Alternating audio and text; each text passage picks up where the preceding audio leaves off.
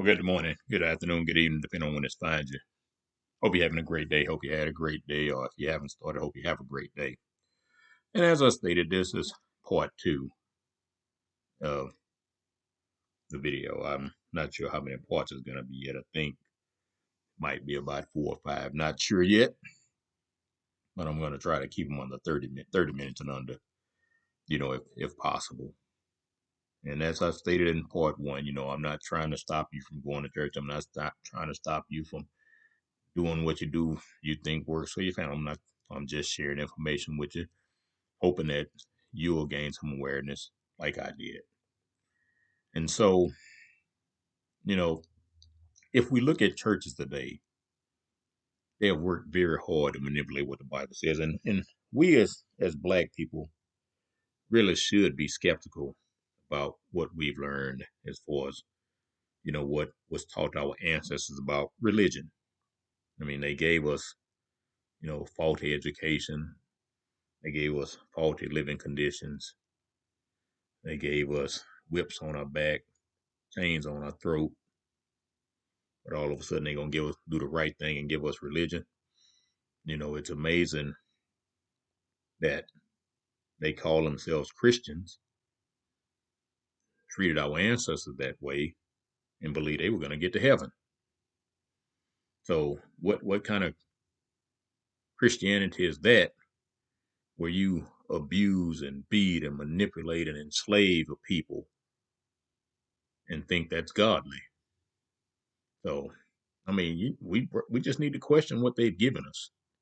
And I said it years ago, our ancestors had the Bible before slavery took place.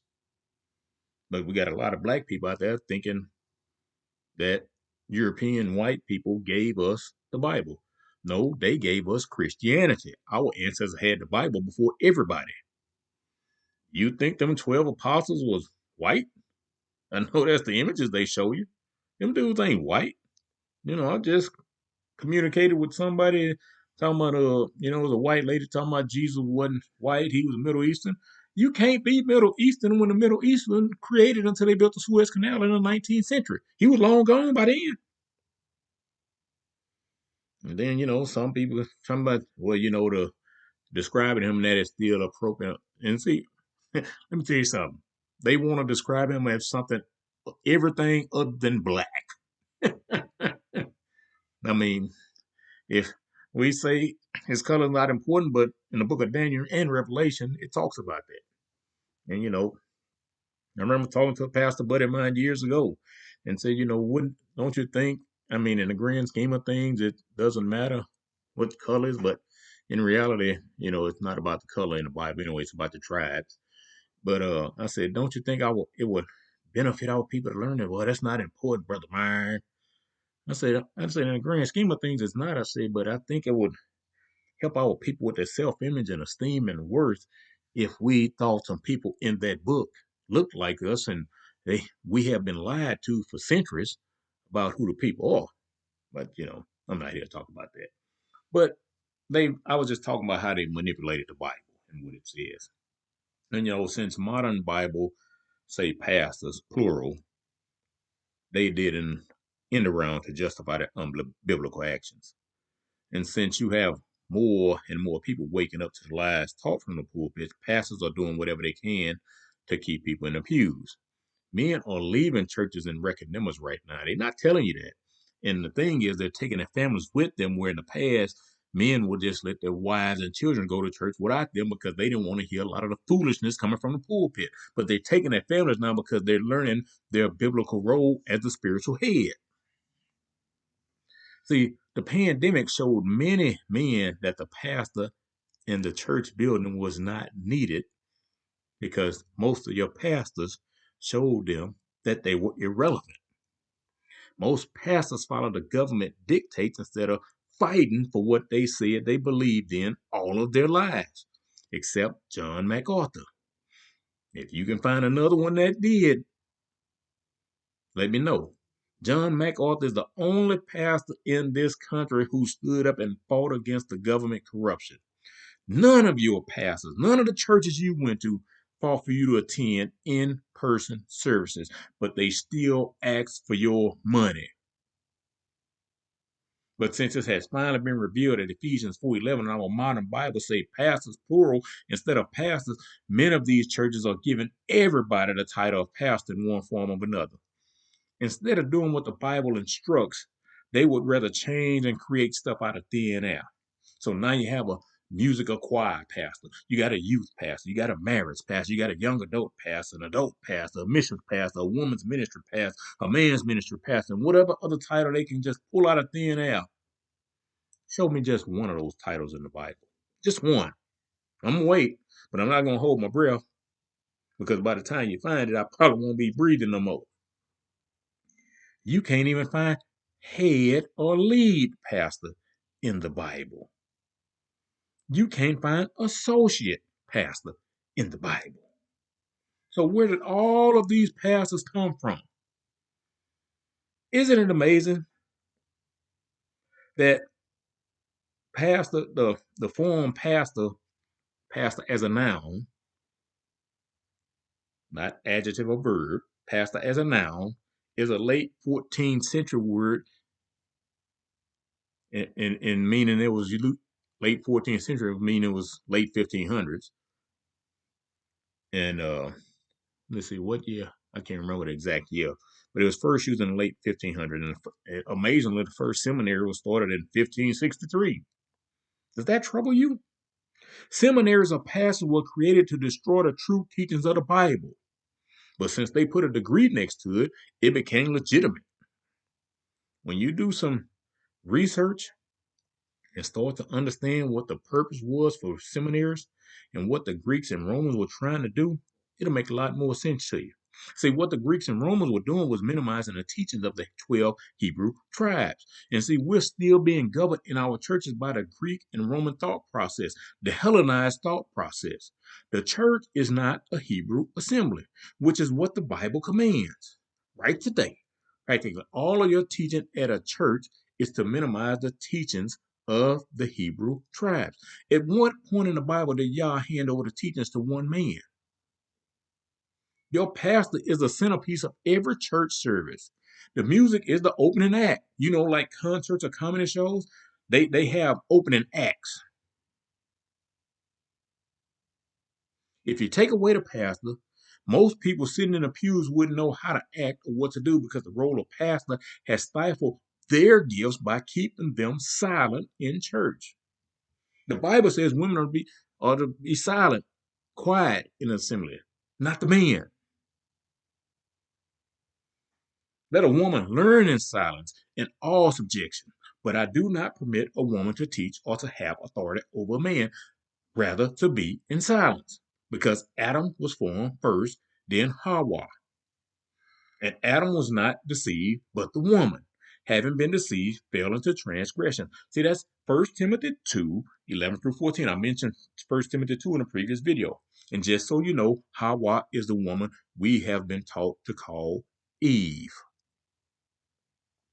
1 Corinthians 14, verses 29-31 says, and let 2 or 3 prophets speak, and let the others discern. And if there should be a revelation to another who sits by, let the first be silent. For you are all able to prophesy one by one, so that all learn, and all be encouraged. All be encouraged. Does your church service allow this? We all know the answer. Try to interrupt the pastor and watch them escort you out of the building. You might be told to never come back. The pastor role is not supposed to exist in any assembly gathering at all. In the black church, we are so enamored by titles and positions that we even throw parties for the pastor. They don't call them parties, they call them pastor and wife anniversary and pastor wife appreciation. One is for his marriage and one is for his years in the ministry. Can you show me either of those in your Bible? I was talking to someone the other day about the watch services that many black churches used to have. I think they still have them. And But I was talking to him about the watchers that many black churches have on the night New Year's Eve. Because see, the New Year used to start in April, on April 1st, and once the Romans changed it to January 1st, they call those who celebrated it in the spring fools. That's where you get April Fools from. January comes from Janus. Janus is a god of new beginnings. See, we celebrating a new beginning of a god on January 1st. But I'm not here to talk about that. See, everything we're doing in our church is bass backwards. But in talking to this individual, she was saying that their church didn't have a watch service this year, and she was so lost that she was just trying to find a church to attend for watch service. See, I remember attending some of those as a child. I hated them.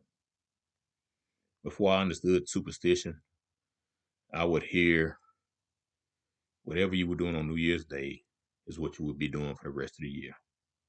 I mean, I used to work with a guy when I worked at Echo Drugs. He was one of the managers, and he said he always volunteered to work on New Year's Day because that meant he would have a job all year.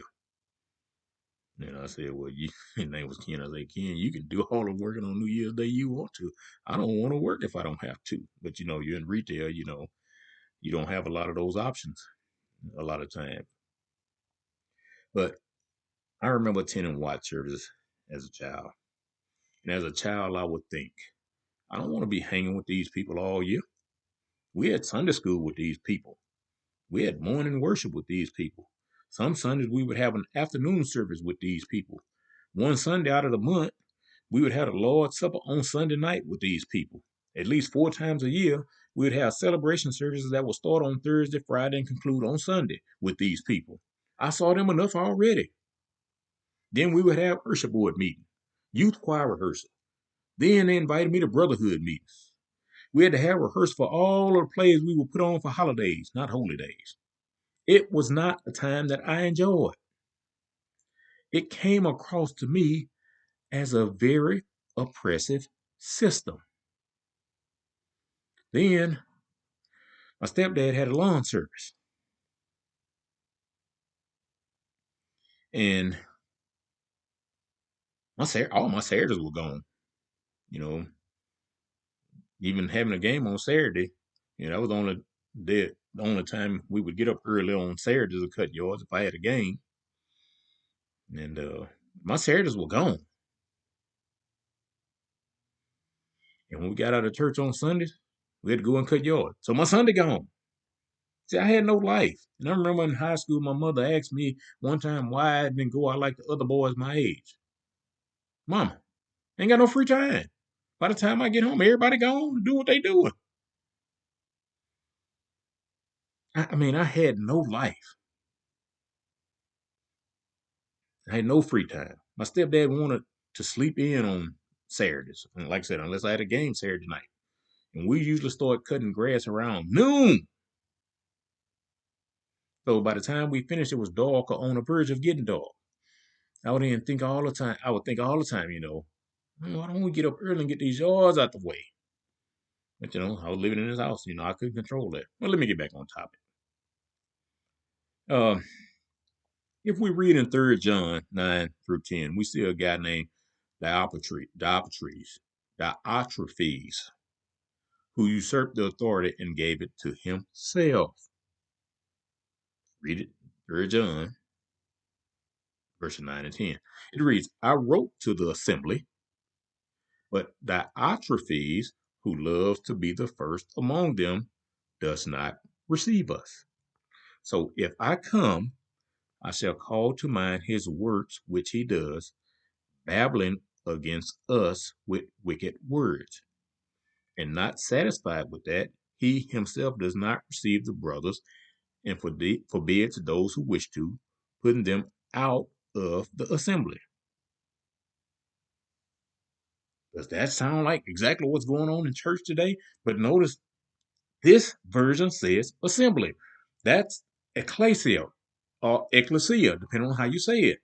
Called out ones is what we're supposed to be doing, is what the assembly is supposed to be. See, what did I mention what was it? That was last video, or was this? Whenever I mentioned it, it's caught up. But trying to talk if the pastor is teaching error. you're going to be escorted out of the church. Ecclesiastes chapter 1, verse 9 says, what has been is what shall be. What has been done is what shall be done. And there's no new matter under the sun. See, there was no hierarchy in the assemblies. There is a hierarchy in every last one of your churches with one person at the top of the pyramid. See, it goes to show that even in spiritual matters, some people are so small that they need to be above others. I don't care how gifted your pastor is, he's still out of order. See, it was Ignatius of Antioch who said that the bishop stood in the place of God, while the elders stood in the place of the 12 apostles. See, Ignatius felt like only the bishops could celebrate the Lord's Supper, only the bishop could baptize, only the bishop could create new disciples, and only the bishop could be the one who counsel others. Only the bishop could be the one to give approval to get married. Only the bishop could give approval to preach. And see, I know something similar to this personally, and me and my wife like to be the truth. See, my wife and I got married in the Catholic Church. Not because I believed in anything they taught, but because we got to use the church for free. See, she was raised Catholic, and her dad, my father-in-law, worked at the church a lot. And see, while we were meeting with the priest, he didn't perform our marriage. I actually asked, but we actually asked, could my mentor perform our marriage? And so he married us. He's passed on. He's been gone for about, matter of fact, right at exactly 15 years, January 10, 2010, or January of 2010 is when he passed. But he married us. But the meeting with the priest, he told us that if my wife's first marriage had been done at the church, we would have to go before the Catholic board and get approval for her to remarry. But since she did not get married in the church, the Catholic Church didn't even recognize her first marriage. And I told him, we don't need the board's approval or yours to get married. And I said it in a respectful manner. I said she was married with 2 children. So what the board is saying is her children are illegitimate because she got married outside of the church. Nowhere in the Bible does it ever say we need the approval of a pastor, a church board, or the government. I then told him the Catholic Church was full of hypocrites. See, we've also heard the words clergy and laity. Can you find those words in the Bible anywhere? See, those words can be attributed to Clement and Tertullian. And see, at the end of the 3rd century, the bishop had become a fixed and permanent position in the church. Then Cyprian of Carthage became a Christian. He was a pagan and then brought some of his pagan ideas with him and placed them in his writings. See, Cyprian taught that the bishop was only accountable to God and had no superior other than God, and anybody who separated from the bishop separated from God. Y'all see a problem with that? We still live under that type of religious dictatorship today. Prove me wrong.